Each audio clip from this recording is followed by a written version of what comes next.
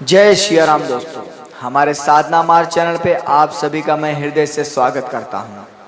आज मैं आपको हनुमान जी की साधना बताने जा रहा हूँ, आपके समक्ष प्रस्तुत करने जा रहा हूँ। यह साधना, यह मंत्र जपने से, साधना करने से हनुमान जी का आपको साक्षात्कार होगा और हनुमान जी का आपको सानिध्य प्राप्त होगा और उनका सानिध्य प्राप्त होने से आपको अनेक प्रकार की सिद्धियां एवं चमत्कारी शक्तियों का अनुभव होगा। यह सब जानने हेतु इस वीडियो पर बने रहिए। किंतु यह वीडियो प्रारंभ करने से पहले, हनुमान जी की साधना मंत्र बताने से पहले हम आपको सूचित कर देना चाहते हैं कि बताए गए साधना को करने से पहले आपको अपने उचित गुरु अथवा विद्वान पंडित के सानिध्य में रहकर यह साधना को संपन्न करिए। नहीं तो इससे होने वाले हानि एवं लाभ के आप स्वयं जिम्मेदार होंगे। इससे हम और हमारा चैनल कोई भी जवाबदार नहीं होगा। तो चलिए अब हम प्रारंभ करते हैं हनुमान जी की साधना एवं नियम मंत्र के साथ। हनुमान जी का अनंत कृपा प्राप्त करने हेतु हनुमान जी के कुछ साधना के नियम। सबसे पहले हनुमान जी का साधना करने के लिए साधक को ब्रह्मचर्य का पालन करना होता है, शेखा धारण करना होता है, जनेऊ संस्कारी जनेऊ धारणी होना चाहिए, लंगोट धारण होना चाहिए।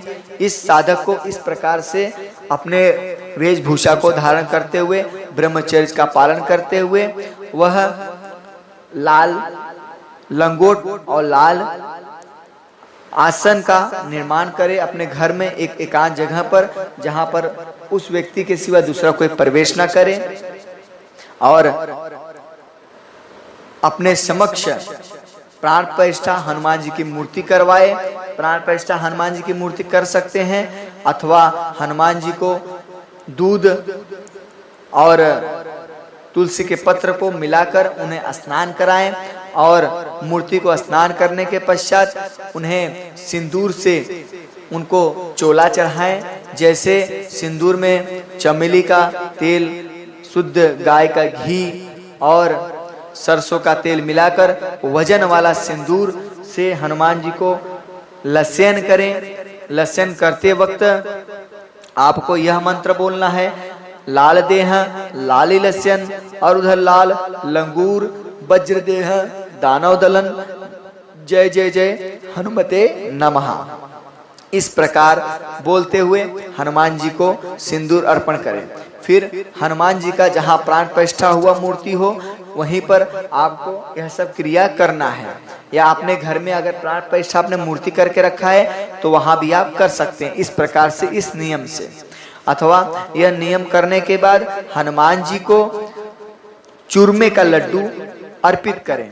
चूरमे का जो राजस्थान का प्रचलित व्यंजन है, जो प्रसिद्ध है, वहां पर ये चूरमे का लड्डू अगर आप बना सकते हो तो ठीक है, नहीं तो आपको मोतीचूर का लड्डू प्रसिद्ध है, जिसको तुलसी का दल, तुलसी का पत्ते डालकर हनुमान जी को भेंट दिया जाए, प्रसाद के रूप में उनको अर्पण कर दिया जाए। इस प्रकार प्रसाद हनुमान जी को चढ़ाया जाए।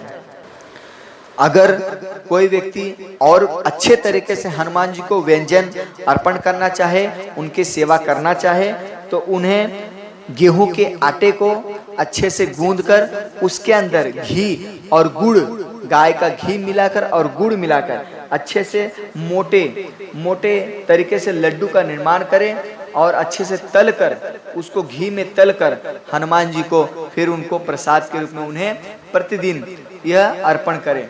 यह आपको जो लड्डू जो तैयार करेंगे हनुमान जी को व्यंजन के रूप में, उन्हें प्रसाद के रूप में तैयार करके देना है।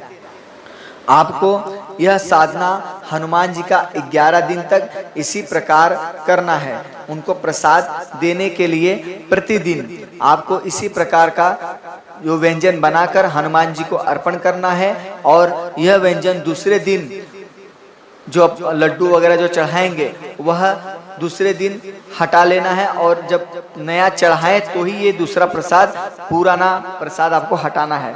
पहला चढ़ाने के बाद जैसे आप एक बार चढ़ा दिए हो तो उसको दूसरे दिन हटाने से पहले उनको नया प्रसाद रख दीजिए, फिर वो जूना वाला प्रसाद हटा कर किसी दूसरे थाली में आप रख दीजिए। इसी प्रकार 11 दिन तक आपको यह प्रसाद चढ़ाना है, सिंदूर लगाना है और इस प्रकार से उनका सेवा करना है। अब आगे की क्रिया सुनिए। 11 दिन तक आप जो प्रसाद हनुमान जी को चढ़ाएंगे वह जमा करके जो रखेंगे, वह एक घर के बाहर गड्ढा खोदकर वह प्रसाद को गाड़ देना है। अगर आप गाड़ सके तो ठीक है, नहीं तो किसी गाय को भी खिला सकते हैं उनके प्रसाद को। अब आपको जो स्थान पे आप करेंगे, सबसे पहले वह स्थान देखिए कि अगर आप अपने घर में प्राण प्रतिष्ठा मूर्ति हनुमान जी करवा रहे हैं तो वह कमरे में कोई प्रवेश न कर पाए। अगर यह मंदिर में कार्य कर रहे हैं तो प्राण प्रतिष्ठा मूर्ति होना चाहिए। और जब यह क्रिया आप करें तो रात्रि के समय करें, और रात्रि के समय जब यह मंत्र जपेंगे तो आप वह जपते वक्त कमरे में कोई प्रवेश न करें, और मंदिर जिस मंदिर में कर रहे हैं तो मंदिर में कोई प्रवेश न करें। यह क्रिया करने के लिए आपको रात्रि को 10 बजे से लेकर 1 बजे के भीतर बीच में संपन्न कर लेना है। और यह आपको मंत्र जो मैं बताने वाला हूं, इस मंत्र का आपको 11 माला जप करना है। 11 माला जप करने के लिए आपको लाल मूंगे की माला लेना है। लाल मूंगे की माला से या तो रुद्राक्ष की माला से आप माला 11 माला जप सकते हैं। मंत्र जपने के पहले आपको आसन की आवश्यकता पड़ेगी, तो लाल वस्त्र जो कंबल होता है वो बिछा लें, या तो कुशा का आसन भी आप ले सकते हैं।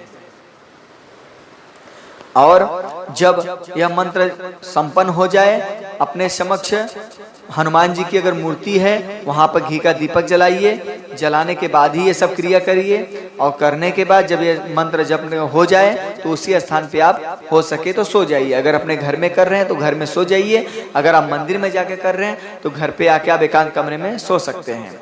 और यह 11 दिन तक आपको लगातार करना है, और आपको हल्का भोजन खाना होगा। एक समय आपको शाकाहारी रहकर, आपको ब्रह्मचर्य रहकर एक ही समय एक ही टाइम आपको हल्का भोजन खाना होता है।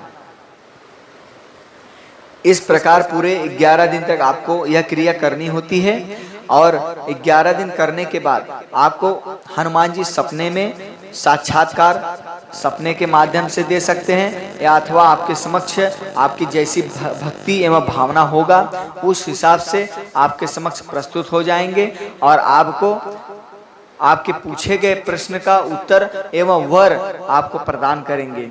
आपको वर प्रदान करेंगे, आपको सानिध्य प्रदान करेंगे, आपको अपने शरण में लेंगे, राम भक्ति प्रदान करेंगे, आपको अनेक विद्याओं का ज्ञान प्रदान करेंगे। जिस प्रकार से आपको अभिलाषा होगा उस हिसाब से हनुमान जी आपका मार्गदर्शन करेंगे। और अब मैं आपको हनुमान जी का यह मंत्र बताने जा रहा हूँ। ध्यान पूर्वक मंत्र सुनिए और इस मंत्र को आप नोट कर लीजिएगा। मंत्र इस प्रकार है। ओम नमो हनुमंताय आवेश आवेश स्वाहा। फिर से एक बार सुन लीजिए। ओम नमो हनुमंताय आवेश आवेश स्वाहा। बस छोटे से ही मंत्र है, बस घाई मत करिएगा। जब भी मंत्र जपना तो आराम से जपना, कोई घाई करने की जरूरत। जितना स्पष्ट रूप से आप जप सकते हो उतना स्पष्ट रूप से जपिए। और जब हनुमान जी का साक्षात्कार होगा सपने के माध्यम से या प्रत्यक्ष, अगर प्रत्यक्ष हो रहा है तो भी ठीक, अगर सपने के माध्यम से हो रहा है तो भी ठीक, लेकिन इससे पहले आपको बंदर वगैरह दिखे तो उसे गुड़ और चना भी खिला देना। ये साधना काल के उपरांत। मान लीजिए आपने 11 दिन का साधना संपन्न कर लिया है और आपने हनुमान जी का सानिध्य प्राप्त कर लिया है, तो आपको ये ध्यान देना है कि आपको प्रत्येक मंगलवार को हनुमान जी के मंदिर में जाकर उन्हें चोला अर्पण करना है। उन्हें प्रसाद के रूप में वही मोतीचूर का लड्डू या अथवा चूरमा उनको अर्पण करना, या आप जिस प्रकार मैंने आपको उनका घी के साथ जो गेहूं के आटे के साथ गुड़ मिलाकर जो लड्डू मैंने तैयार करने बताया है, मोटे तरीके से होता है चूरमा, उस हिसाब से उनको भी आप अर्पण कर सकते हो। ये मंगलवार में आपको तब नियम बनाकर उन्हें अर्पण करना होता है। लाल वस्त्र, लंगोट, जनेऊ, खड़ाऊ भी हनुमान जी को अर्पण करना होगा आपको सिद्धि प्राप्त होने के बाद। तो ये रहा हनुमान जी की सरलता पूर्वक साधना एवं उनका सानिध्य प्राप्त करना, उनकी भक्ति प्रदान करना, कुछ नए मंत्र के साथ, कुछ नए तरीके के साथ। अब मिलते हैं किसी और वीडियो के साथ, अभी के लिए जय श्री राम।